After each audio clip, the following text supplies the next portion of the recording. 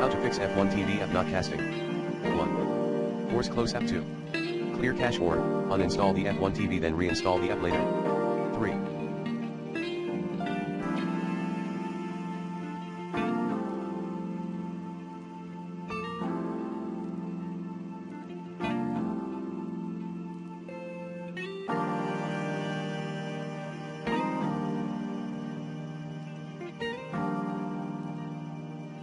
Refresh the browser you're using.